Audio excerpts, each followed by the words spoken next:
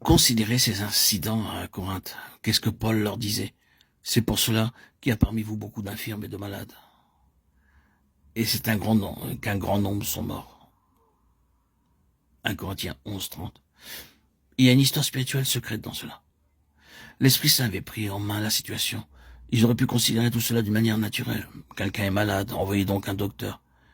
Mais attendez une minute. Est-ce qu'il ne peut pas y avoir un facteur spirituel lié à tout cela? Est-ce que le Saint-Esprit n'a pas quelque chose à faire dans cela? Paul dit oui. Cela ne signifie pas que tous ceux qui sont malades sont des délinquants spirituels, mais le principe est là. L'Église est disciplinée par l'Esprit Saint en relation avec le plus plein des saints de Dieu. La chose est claire dans un premier temps. Dieu obtient des individus et ensuite une compagnie d'hommes et de femmes, et il agit avec eux d'une manière particulière.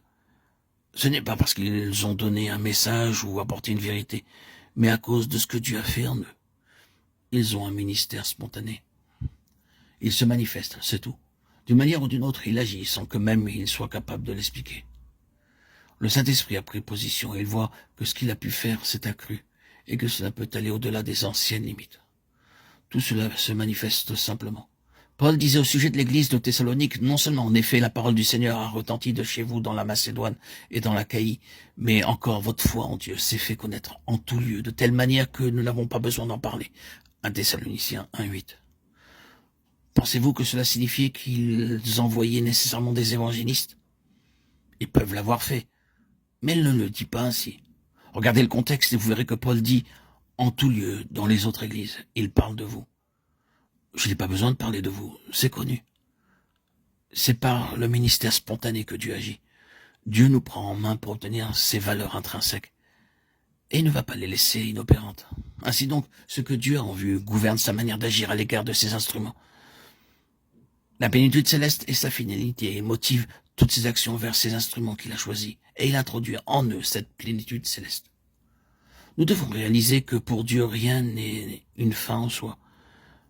La conversion n'est pas une fin en elle-même. C'est une affreuse tragédie de considérer la conversion comme une fin en soi et de pouvoir repartir avec la sensation d'être assez satisfait. Arrêtez après la conversion et voyez ce qui arrivera, avec vous ou avec n'importe qui d'autre. Quelle en sera la conséquence? Tout le sens du dessein décline, toute la vitalité de la conversion s'affaisse et vous obtenez simplement beaucoup de gens convertis. Ils sont convertis, ils ont cru au Seigneur Jésus, mais il y a seulement beaucoup de gens convertis. Probablement que le plus grand problème aujourd'hui, c'est ce grand nombre de gens convertis sur cette terre.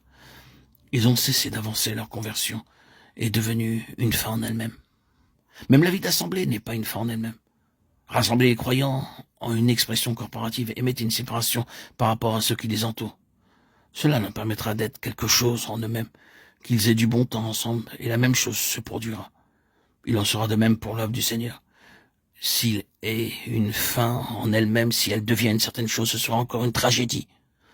Nous prenons à bras-le-corps le travail du Seigneur, dans un certain sens. Le travail peut être missionnaire, comme il est parfois appelé, ou toute autre sorte de travail spécifique.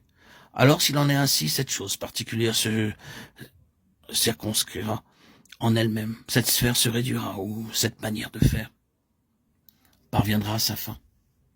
Vous pourrez, bien entendu, tout recommencer de nouveau, mais vous aurez tout perdu.